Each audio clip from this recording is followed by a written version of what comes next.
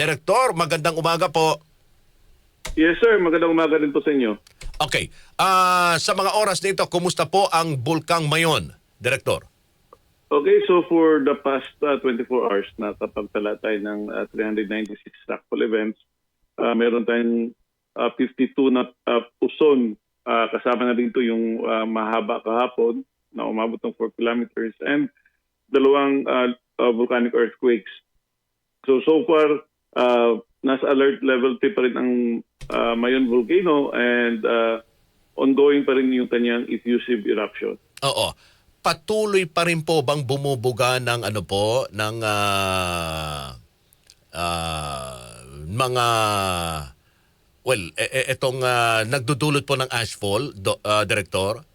At hanggang ngayon, makakaranas pa rin ba ng mga ashfall yung mga lugar dyan na malapit sa Bulkang Mayon?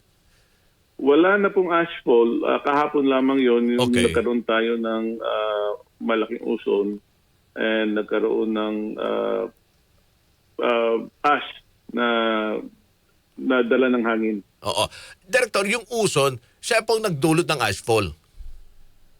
Yes, kasi yung uson kasi combination niya ng rockfall ng pinaghalo-halong bato and abo na rumarag na tumatakbo sa dalisdis ng bulkan pababa. So kapag mabilis at kapag malakas yung volume, pwedeng magkaroon ng ashfall. Oo. Well, pag ganito yung... Pwedeng tangayin ng hangin and mapadpad sa mga communities. Opo. Base po sa ginagawa po ninyo monitoring, Director, no? Well, so far sa ngayon, mahirap ang bumalik sa normal ang nasabing bulkan. Yes, kung titingnan natin yung 2023, kasi basically this is following the template of the 2023. Okay. It took 6 months bago humupa, bago natin na-lower yung alert level from alert level 3 to alert level 2. So, we would expect right now, kung hindi magbago yung kanyang behavior, we would expect the same thing. This would take several months more. Pero sa obserbasyon po ninyo, may malaking posibilidad ba ho na para sumabog ito ng malakas? Wag naman sana. The possibility is always there, but that's the reason why advice natin sa mga tao na maging vigilant. Oo. Kasi kapag mag-escalate yung mga parameters natin, we may raise it to alert level 4. But right now, lahat naman na nakita natin ay pasok pa rin sa kanyang alert level 3 status. Oo. And your advice, yung ating mga residente dyan, wag mo nang bumalik sa kanilang mga tahanan. Mananatili muna sa mga evacuation centers. Yes po. In fact, even at alert level 0, kasi ang pina-evacuate natin yung mga taong nakatira inside the 6-kilometer permanent danger zone. So even at alert level 0, dapat walang tao dyan. So kung matulungan sila ng LGUs para ma-relocate permanently outside the permanent danger zone, mas maigi. Opo, okay. Sa Taal naman, kumusta po ang sitwasyon ng Taal Volcano ngayon, Direktor? For the past 24 hours, nakapagtala tayo ng dalawang volcanic earthquake. Okay. And right now, nasa alert level 1 pa rin ang Taal Volcano. Okay. Alert level 1. Pwede na ho bang pumunta dyan ang mga turista at mag-ikot-ikot at tignan yung Taal? Hindi po, kasi yung permanent danger zone natin for Taal Volcano is the whole of Taal Volcano Island. So even at alert level 0, dapat walang tao doon sa Taal Volcano Island. Pwede sila doon sa Lawa. Sa Lawa? Yes, in fact, may mga... Pero gaano ho kalayo? Gaano lang kalayo sila po pwedeng, pumunta doon sa area na yon na malapit sa may Taal? For as long as hindi sila tumuntong doon sa Taal Volcano Island, safe sila. For now, kasi nasa alert level 1 naman yung Taal Volcano. Oo. Huwag silang pumunta doon mismo, doon sa kumukulo yung tubig sa gitna, di ba, ng Taal? Hindi lamang doon sa kumukulo, doon mismo sa isla. Huwag sa isla. Pumunta.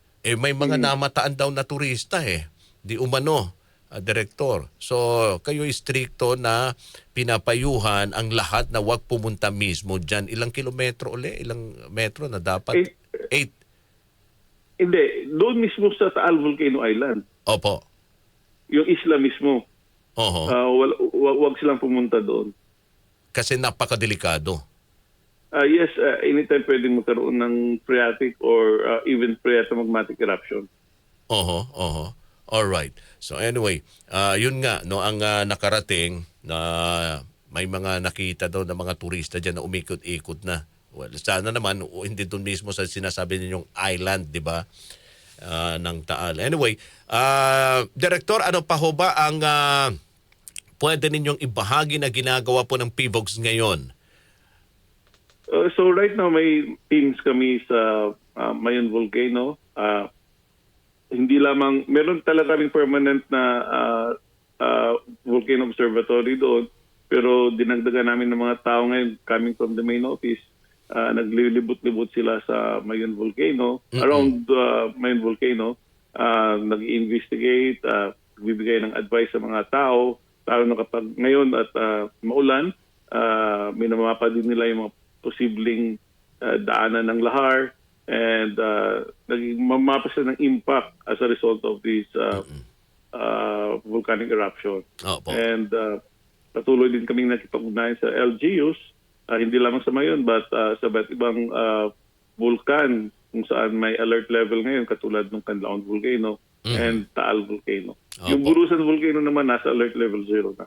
May mga bagong equipment na ho ba tayo ang PBOGs dahil well, sunod-sunod yung pag-aalboruto ng iba't mga bulkan rito sa ating bansa? Yes, meron naman tayong mga equipment na bago. And although, of course, kailangan pa rin natin ng dagdag. So, idadagdag natin ito under the PBOGs modernization. Kasi nga, na pirmahan yung PBOGs modernization last year, middle of last year. So, hindi yung pondo for the modernization would be for next year. Okay. Partikular, ano ho ang gagawin rito sa modernization?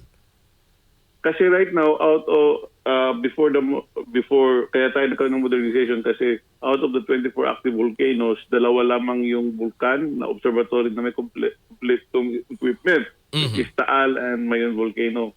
So ngayon, at least yung 24 iba pang active volcanoes natin, at least may minimum number of equipment To monitor? para natin to monitor, yes. Okay, oo.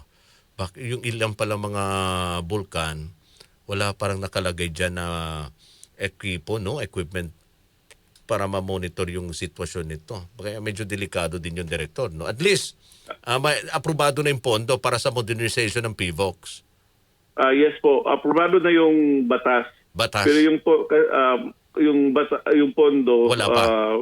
Wala pa kasi it was middle of last year, and usually ang pag-prepare ng budget first quarter of the year. Oo. So since it was last year, middle of last year, yung budget na prepare first quarter last year is for 2026. So Okay. hindi pa nakasama doon. So for next year, isasama na natin yung pag-purchase ng mga equipment. But again, yung modernization, this would be for 5 years. Oo. So unti-unti yan. So, well, ang sinasabi ninyo, okay, aprobado na yung batas, but yung budget wala pa, hindi na isama sa 2026, posible ito'y isasama pa sa susunod na taon? Hindi, yes, isasama sa 2027 kasi nga first quarter of last year na-prepare yung budget for 2026. Okay. So at that time, hindi pa naipasa yung batas. So, yung target ng implementation nito is by next year. 2027. Okay. Bago-umpisa na nga ang pagbili ng mga panibago at karagdagang equipment. Yes, and ang pinaka-importante din dito, padagdagan yung mga tao that will work for PBOGs. Kasi right now, we have 252 plantilla positions. And then we have more than 200 na mga cost staff or yung temporary staff. Oo. And ang nangyari dito sa temporary staff, we hire them, we train them, and then they leave kasi wala namang security tenure. So, with the PBOGs modernization, madagdagan kami ng additional at least 600 magiging plantilla positions ng opisina. So magkakaroon din po ko ng hiring, Director. That's right. Okay. So okay yan. At least magiging sufisyente, 'di ba? Yung puwersa ng PBOX para mabigyan ng sapat na kaligtasan din, lalo tigit yung mga lugar na may mga aktibong bulkan. Yes, tama po kayo. All right. Director, maraming salamat po sa inyong oras at panahon. Mabuhay po kayo, mabuhay din ang PBOX. Maraming salamat din po. Thank you very much. Dr. Teresito Bacolcol, mga kasama,